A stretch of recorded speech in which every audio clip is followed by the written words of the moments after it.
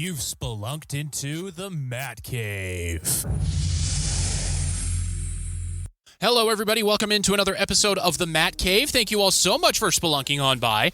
This week, going to do a little series preview / talk about the Utah Mammoth's first dabble into the NHL Stanley Cup playoffs.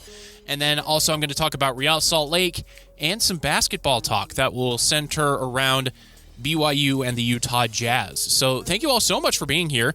And also thank you for the humongous amount of interaction and just, I guess, support on my recent Facebook posts. It's been awesome. So thank you all for that. If you don't know, you can find me on Facebook. It is the Matt Cave Podcast. Same thing on Instagram as well as on YouTube. And then don't forget to leave a review wherever it is, however you listen. Helps out a ton. And also 5 stars, thumbs up, updates, it all helps a lot. So thank you all for all of that this past week, and let's just continue the momentum moving forward. So let's talk about the Utah Mammoth versus the Vegas Golden Knights. And this series is really interesting. And it was always going to be an interesting series no matter who Utah was slated to be against in the Pacific Division, because each of those top 3 teams, even all 4 teams that came out of the Pacific. Can you believe that? 4 teams came out of the Pacific. That's just how bad the rest of the Central Division is below Utah. My goodness. Anyway, so any of the 4 teams in the Pacific posed a unique challenge to the Mammoth.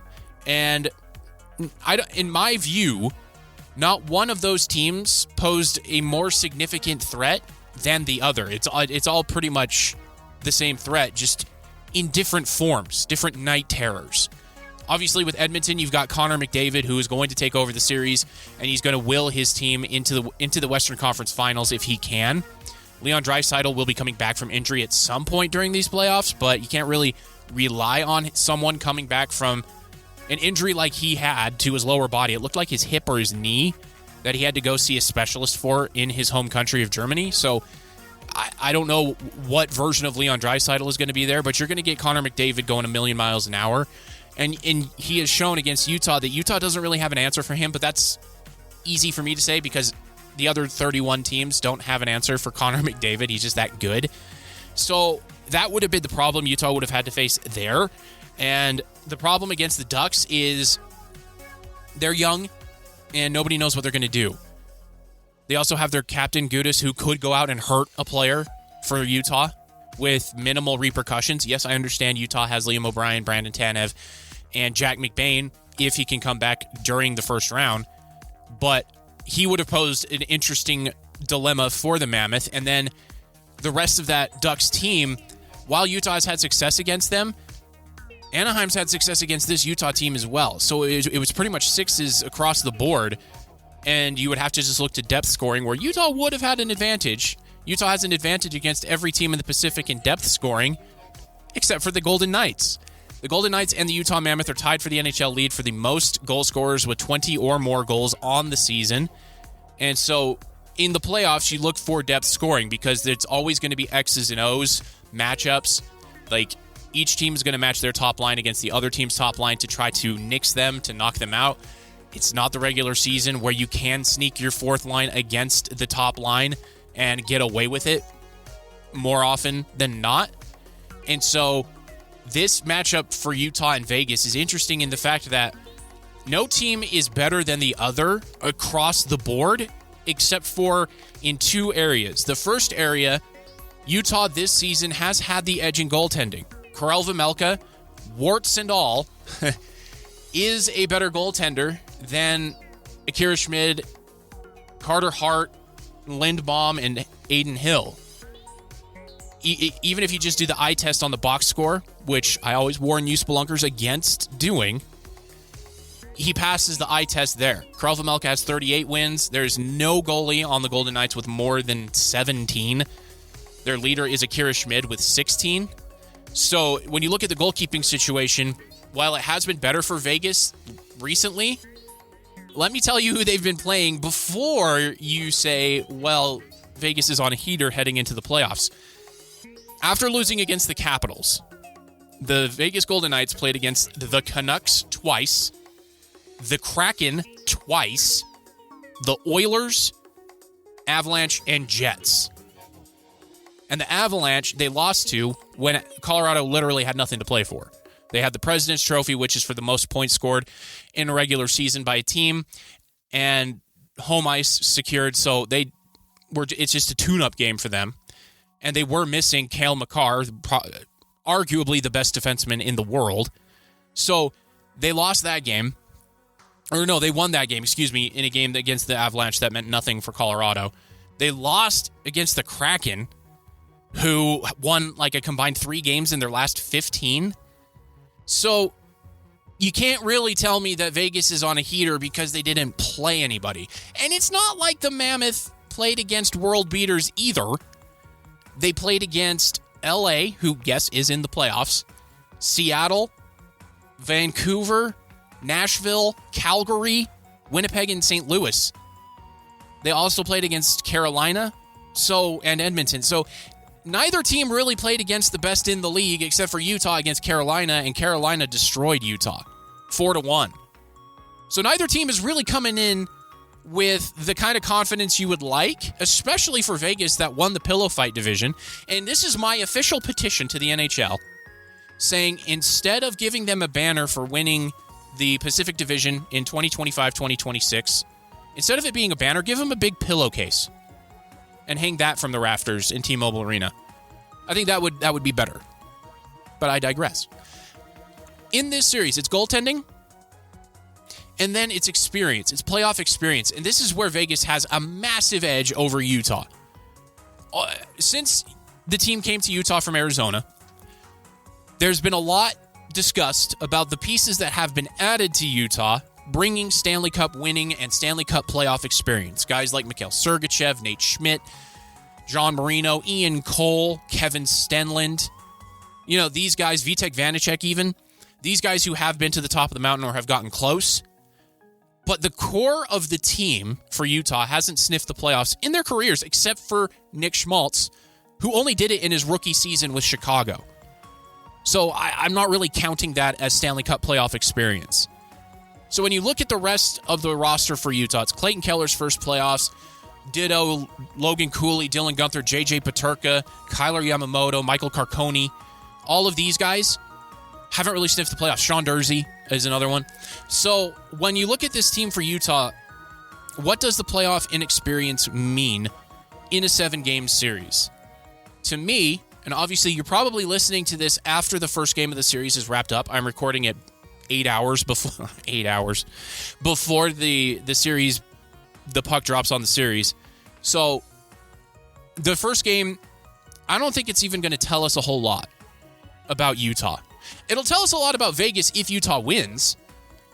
But for Utah, if they lose, it's almost expected because they've never been there before. This is brand new. Vegas coming into the season, they were Stanley Cup favorites. They were one of those 5 teams that people were saying, yeah, this team can go the distance, especially adding Mitch Marner. The John Tortorella boost that the Vegas Knights got, I don't know how much of a boost that really is. John Tortorella is a wonderful media personality. I loved his breakdowns on ESPN, but he hasn't won a cup since like 2012. That's a long time. The game is completely different from when it was back then. I believe he was the coach of Tampa during that time. Somebody's probably going to correct me if I'm wrong, but he had world beater players. He kind of has those with Vegas, with Mitch Marner, Jack Eichel, and Mark Stone, but he doesn't have an Andrei Vasilevsky in goal. He doesn't have that sort of... He doesn't even have Nikolai Khabibulin. So, I mean, that's what I'm talking about. A lot is being made of the coaching bump that the Knights got when they moved on to John Tortorella. But, again, the schedule. The schedule was softer than a pillow, to butcher the saying from Connor McDavid. Seattle was terrible down the stretch. Winnipeg, ditto. Colorado, nothing to play for. Vancouver, worst team in the league and one of the worst teams in NHL history. Calgary, eliminated from the playoffs when they played them. So, The schedule was about as soft as a Charmin. So what I'm saying here, now it was a lot of words and 10 minutes of talking to basically tell you, if somebody tells you they know what's going to happen in this series, they're either trying to sell you something or they're lying. Because when you have a team like Utah or like Anaheim in their series against Edmonton, you just don't know when it comes to a team that's brand new to the playoffs. So as a Utah Mammoth fan, I'm excited to see playoff Sergachev. I'm very excited to see that. We've seen glimpses of that from him, but now it's going to be playoff Sergachev, where he's not going to take any crap and he is not going to turn the puck over. He's not going to be what some people say is lazy. So that'll be very exciting. We're going to get a fully locked in Karel Vejmelka where he knows he's not going to get pulled and he is going to be the guy every night. And then we're going to get a fully locked in top six from Utah where you're not skating to get to Cabo. You're not skating to get to the Olympic break. This is go time, and we saw how good this team can be in go time when it came to the games against LA, Seattle, Vancouver, Edmonton, and Nashville in that 5-game winning streak to lock up their playoff berth. So it's all very exciting. The first game will tell us some things, but it's not going to tell us everything. And I'm also very interested to see Andre Turigny and how he performs in his first playoffs as a head coach. He's got tournament experience in being a head coach, coaching for Team Canada, and then he's been on the bench for playoff runs at places like Colorado, but he hasn't been the guy. So I'm very interested to see how that goes. And then the video review people for Utah have been very good this year. They've only missed on 2 reviews this season. And one of them was in the throwaway game against St. Louis where you just go, we'll see what happens.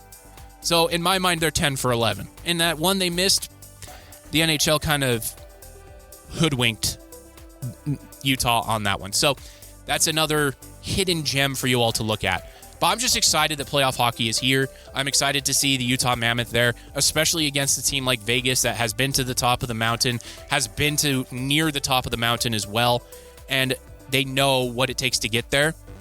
I'm excited to see how the boys play. Now that their goal has been achieved, how far can you take this? Because Utah is a very popular dark horse pick because of how bad the Pacific Division has been this season. But like hockey fans always remind you, the Stanley Cup playoffs are just different. Any team can go on a run. Why not Utah? All right, so that is the playoff preview. If you want a prediction from me, I'll give it to you. I think it'll be Vegas in 6. Just the inexperience for Utah, I think, is just going to nip them in the heels. They might get sucked into a hyper-physical game that they'll lose like they did against the Capitals. So we'll see what happens, but I'm thinking Vegas in 6. I'm sorry, Mammoth fans. I'm a Mammoth fan myself. I have an entire YouTube show dedicated to them. But the analytical side of my brain is winning against the emotional. I can't even bring Utah to lose in 7. So that's my prediction. I mean, and I'm probably going to be wrong. It could be Utah in 5. Who knows? Or Vegas in 4. I don't know. But I think it's going to be Vegas in 6. All right. So let's move it along to Real Salt Lake, who just keep winning. In their first 7 games, Real Salt Lake are 5 wins, 1 draw, 1 loss. They have a +6 goal differential, so not setting the world on fire, but in their wins, they've scored multiple goals. So if they get held to 1 or 0 goals, they're probably going to lose because their defense just isn't that good. But when you look at the rest of the team, like Diego Luna in his last 2 starts has scored a goal within the first 10 minutes of both games. That's pretty awesome. He's making his case to be on the U.S. men's national soccer team at the World Cup, and I think he should be there. Should he be a starter? Absolutely not. But he should be on the team. And so they beat San Diego 4-2. And San Diego is a middle-of-the-pack Western Conference team. They have 11 points on the season through 8 games. They're 3-2-3. 3 wins, 2 draws, 3 losses. So when you look at who Real Salt Lake has beaten, they haven't beaten the top of the Western Conference. They've drawn with San Diego, and they've beaten them now. They beat Sporting Kansas City, who has 4 points through 8 games. Not the best. They beat Austin FC, who has 7 points through 8 games. And they've beaten Atlanta who is at the bottom of the Eastern Conference with 4 points in 8 games. So, much like the Pacific Division in the NHL, the Western Conference and Real Salt Lake's schedule through it to start the season has been pretty Charmin soft itself. In the games that Real Salt Lake lost, which is just one, they lost to Vancouver 1-0, and Vancouver leads the Western Conference. So, I don't know what to make of this team, but I can tell you this. They are super fun to watch. And that's just me talking from watching them through highlights and clips online, because I refuse to pay for an Apple TV subscription just to watch Real Salt Lake. I'm not going to do that. I'll just catch the highlights on YouTube, read up the articles and the synopses of the games. That's going to be good enough for me until it can get to somewhere where it's not ridiculous that I have to go and watch them. So that's really where I'm at, because I'm not going to be watching the MLS as a whole like I would with the NFL or the NHL or college football. I just don't care that much about the other teams in MLS. I don't even care about the other teams in the English Premier League outside of like the big three in Arsenal, Man City, and Man United. So that's really where I'm at. And I'm not going to be caught paying for Apple TV. So that's where I'm sitting there. But when you look at this team, Sergei Solans has 5 goals through the first 7 games. The kid's on fire. And it's awesome. Xavier Gozo has 2. Aiden Hazarkani, I almost said that wrong, and then obviously Diego Luna. All of them have multiple goals on the season. Diego Luna has only played in 4 games. He's only started 2. In the 2 he started, he scored. So the Real Salt Lake could be a very dangerous team because they're young and they don't know what they don't know. And that's dangerous, especially in a game like soccer, because if you just attack and you're not afraid of repercussions from the coaching staff, like they're going to sub you out, they're going to bench you for a mistake, the coaching staff just tells the young kids, go and play. Show me what you've got. Your job is safe. Then you're going to get what we're seeing with Real Salt Lake. That's what Pablo Mastroeni and his staff are doing with this young team. They basically said coming out of preseason and camp, if you win your job, it's your job. Go and play. I'm not going to pull you. I'll coach you up, but I'm not going to pull you. So that's what we're seeing with this young team, and it's awesome. It's awesome. The results speak for themselves. But again, take the results with a grain of salt because they haven't really played much of anyone. In the one game where they played a top half of MLS team, they lost, but it was only 1-0. So this team, if you can catch them live, please do so, especially with the hockey season wrapping up. There's not much out there for you to go watch other than, like, I don't know, men's baseball for Utah and BYU. By the way, catch a game at the University of Utah's new baseball stadium. That thing is gorgeous.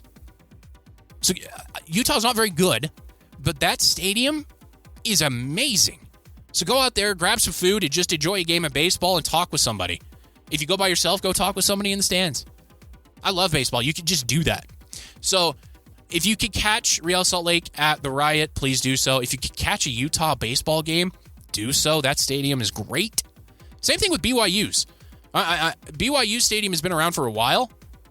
That's pretty good viewing too. So if you could go to either one, please do so. Support those baseball programs. I'd like to see those get some traction. Much like the hockey clubs for BYU and Utah could be coming back due to the Utah Mammoth. So if Utah gets a baseball team, which I will go into more detail as the summer goes along, and the odds of it and what I think is going to happen, what I'm seeing, I'll go over that this summer. But if we could get some traction for Utah, I mean, Utah, BYU, Utah Valley has baseball, even down with Southern Utah University or Utah Tech, I think has a baseball team as well. Just go out and support them. Have some fun. Get a hot dog and a drink. Enjoy the warm weather. Watch some baseball. It's great. And you could go see the Salt Lake Bees while they're still here if Utah gets a baseball team. Their new stadium is gorgeous as well out in Daybreak. Just good luck getting to it. Traffic around that is not the best, so they didn't really think that through. They just wanted to get out of Smith's Ballpark, and I don't blame them. The location of Smith's Ballpark went downhill very fast. So I'm digressing here. I'm going on tangents. Go to the Riot. Watch Real Salt Lake play a game before they get good, because this young team, if they could keep it together, and they can avoid injuries, I think this team can do something. I'm not going to say special. Like, they're not going to win the MLS Cup, but they could make some noise and make a deep run. So enjoy the team before the tickets get too expensive, because we all know that's what the Larry H. Miller family group likes to do. Once the team starts to get good, the tickets skyrocket instead of just going up gradually like a sane owner would do. But anyway, again, I digress. All right, and then while I'm on the topic of soccer, I feel you, fellow Arsenal fans, that it's going to be the greatest bottle job in history. They have no fire. They don't want to win. They just don't. I don't see the fight, the will, the want. Like, you could see that from Man City in this game. Erling Haaland had to win. He didn't just want to. He wasn't just out there playing. He had to win. Same thing with their goalkeeper at Man City, Gianluigi Donnarumma. He had to win. I didn't see that same fire from Arsenal. Arsenal has been playing the last month and a half to not lose instead of to win. And it's just pathetic. It's just pathetic. It's so sad. So, and by the way, if you don't know what a bottle job is, it's a choke job. That's what they call it over in England. They say you bottled it. And so us here in the States, we call it you choked. So it's like Karl Malone in the NBA Finals is basically what's going on with Arsenal right now. So there you go. All right, moving on. Basketball. Let's talk Utah Jazz and what their offseason is going to entail. It begins and ends for me with what they're going to do with Walker Kessler. And there was a lot of great debate in the comment section of my post about what I'm looking for Utah this upcoming offseason and into next season when the tank is officially over. And Walker Kessler needs to be re-signed in more ways than one. First, Walker Kessler is a fan favorite. He plays hard. He does whatever is asked of him. At the end of not this season, but last season, he was shooting threes because the coaching staff told him to. I mean, you want that kind of guy on your team. You do. And he's also critical to how the roster is built. What Utah is doing is they're kind of mimicking what Oklahoma City has done in building their roster, where it's a bunch of guys that are big, long, and can handle the basketball at any given moment and make offense almost on their own. Walker Kessler can't really do that, but you need a big man, a big pivot guy that can handle the rough and tumble game under the glass, so that guys like Lauri Markkanen, Jaren Jackson Jr., Keontae George, Ace Bailey, Bryce Sensabaugh, even Kyle Filipowski, they can play their game outside of the paint, and they're not relied upon to be the big guy in the paint, taking that heavy damage and potentially getting injured. So that's why Walker Kessler needs to be re-signed. He could be, in my eyes, a better offensive version of Rudy Gobert. He's not as good defensively, but not many players are. But he has the same effect on an opposing team when they think about driving to the basket. It's like, do I really want to end up on a highlight getting swatted by this guy? And so they kick it back out. That's the kind of effect Walker Kessler has. I know it's been a long time since we've seen him play, but that's the kind of effect he has. He also has softer hands than Rudy Gobert. Rudy Gobert has 2 cinder blocks at the end of his arms, but Walker Kessler doesn't. So he's also developing a jump shot. I'm not going to talk about the 3-point stuff. That was just blatant taking from the Jazz. It just was. And so he is developing a jump shot so that he's more than just an under-the-basket threat. And that's really good. Bigs have to honor that. So if Walker Kessler does pull out from the paint, the big guy just can't sit down there waiting for a drive. So Walker Kessler is very integral and important to what the Jazz are building. And so that is where the offseason begins and ends for me, is Walker Kessler. If he re-signs, everything else falls into place, regardless of how the NBA is going to screw over the Jazz when it comes to the lottery. It won't matter what happens there. If they get the 6th or 7th pick, it won't matter. Now, for the rest of the offseason, I just want health. I don't want guys to get hurt in pickup play. I don't want guys to get hurt while they're conditioning or anything like that. It's health. And then how do you trim the roster? That's another key moment to the offseason for the Jazz, because they've had something like 20-something guys suit up. So obviously all of them can't make it. It's a 13-man roster, 12-man roster. Used to be 13.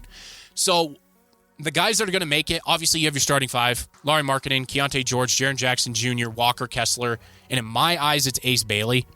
So there's your starting five. And then you got Isaiah Collier, Bryce Sensabaugh, Kyle Filipowski, Cody Williams, Bezem Bang, who signed a 2-year extension. You have those guys coming off the bench. So then you only have room for 2 or 3 more guys. Where do you go with that money? Yusuf Nurkic, I think, would be a really good player to bring back. He's a veteran. He proved he can fit in Will Hardy's system. So I think that he would be a very good guy to have coming off the bench if he wants to accept that role. Fans really want... I mean, when you look at it, fans really want Kevin Love to come back, but I don't know if he's going to come back.